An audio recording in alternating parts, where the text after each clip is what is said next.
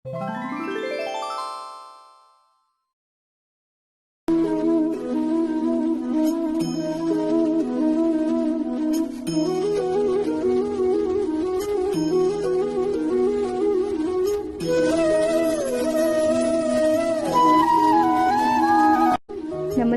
साथियों, आप सभी का उद्भ्रांत में स्वागत है।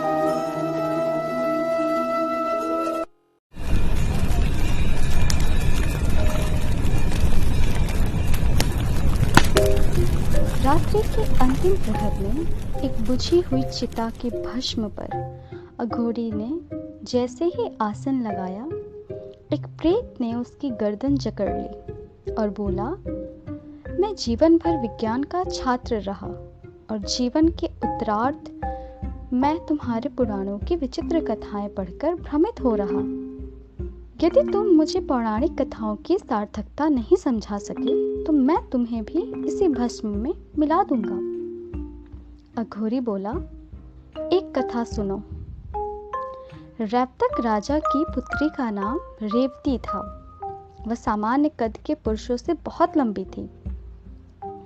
राजा उसके विवाह योग्य वर खोजकर थक गए थे और चिंतित रहने लगे थे।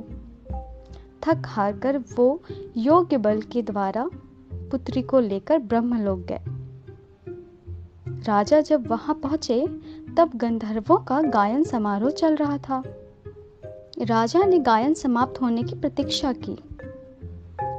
गायन की समाप्ति के उपरांत ब्रह्मदेव ने राजा को देखा और पूछा, कहो कैसे आना हुआ? राजा ने कहा, मेरी पुत्री के लिए किसी वर को आपने बनाया अथवा नहीं?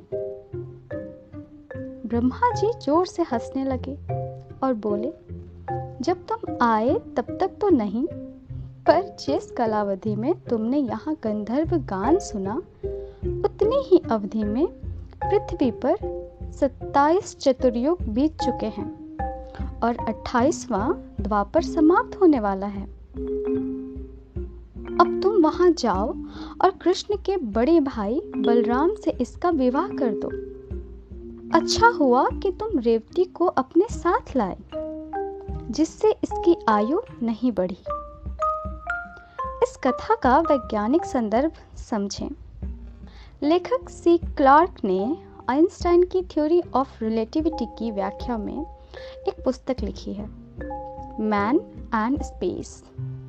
उसमें गणना है कि यदि 10 वर्ष का बालक यदि प्रकाश की गति वाले यान में बैठकर एंड्रोमेडा गैलेक्सी का एक चक्कर लगाए तो वापस आने पर उसकी आयु 66 वर्ष की हो जाएगी। धरती पर 40 लाख वर्ष बीत चुके होंगे। यह आइंस्टाइन की टाइम डायलेशन थ्योरी ही तो है, जिसके लिए जॉर्ज गैमो ने एक मजाकिया कविता लिखी थी, जो कि है, There was a young girl named Miss Bright who could travel much faster than light. She departed one day in an Einstein way and came back previous night. प्रेत यह सुनकर चकित था और बोला, यह कथा नहीं है, यह तो पौराणिक विज्ञान है।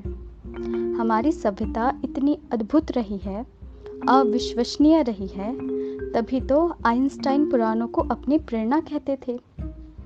अघोरी मुस्कुराता रहा और प्रेत वायु में विलीन हो गया। मैं आपसे फिर मिलूंगी एक नई जानकारी के साथ। तब तक के लिए नमस्कार।